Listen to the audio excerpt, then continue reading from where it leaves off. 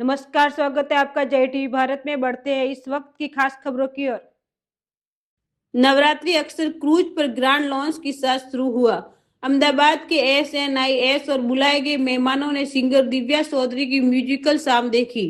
अहमदाबाद में नवरात्रि सिर्फ एक त्योहार नहीं बल्कि गुजरात की पहचान, संस्कृति और गरबा की अद्भुत परंपरा का जीता जागता जश्न है। इस परंपरा को मॉडर्न एंटरटेनमेंट, बेहतरीन संगीत, प्रीमियम मेहमान नवाजी और सुरक्षा के ऊंचे स्टैंडर्ड के साथ नए तरीके से पेश करने के लिए की। દર વખતની જેમ આ વખતે હું અમદાવાદમાં પરફોર્મન્સ કરવા જઈ રહી છું નવસત્વ નવરાત્રી. તો આ વખતે તમને થીમ કંઈક નવી જોવા મળશે, પછી અમારું પરફોર્મન્સ કંઈક નવું જોવા મળશે અને આયોજક મિત્રોએ બહુ જ સરસ મજાનું આયોજન કર્યું છે. નવસત્વમાં તમે કેટલા દિવસ તમે ભાગ આપી રહ્યા છો? કેટલા દિવસમાં?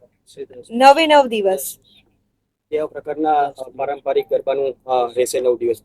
ઓકે, અમે લોકોએ આ વખતે 9 દિવસની નવરાત્રી હોય છે, પણ અમે લોકોએ આ વખતે એક દિવસ વધારે પરફોર્મન્સ કરવા જઈ રહ્યા છીએ, એટલે 10 દિવસનું પરફોર્મન્સ છે. નામ યજ્ઞેશ પંડ્યા છે અને અમે મિતેશભાઈ છે.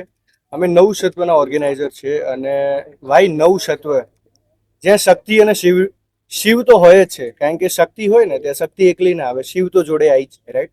તો શિવ શક્તિ સાથે આરાધના થશે અને શક્તિનું જે મહાત્મ છે, કારણ કે જે ગરબો ટ્રેડિશનલ, અત્યારે કેવું છે કે લોકો બસ ટ્રેડિશનલ પર ગરબા ગાય છે, પણ રિયલ ફિલિંગ શું છે, ગરબાનો ટ્યુન શું છે, રિયલ ગરબા શું છે, એ આ વખતે અમે બતાવીશું. મારું નામ દીપેન પટેલ છે. દીપેનભાઈ, થીમ તો બરોબર છે, થીમની સાથે તમે પહેલી વખત આયોજન કરી રહ્યા છો, તો સૌથી યુનિક શું રહેશે આ વખતે અમદાવાદમાં? આ વખતે છે ને સાહેબ, આપણે અત્યારે કોન્ક્રીટના જંગલમાં ફસાયેલા છીએ આપણે બધા, જે અલ્ટિમેટલી જંગલ રિમૂવ કરીને જ કર્યા છે આપણે. તો એના માટે થઈને આ વખતે અમે એવું વિચાર છે અમારો કે જેટલા લોકો અમારા ગરબા ગ્રાઉન્ડમાં આવશે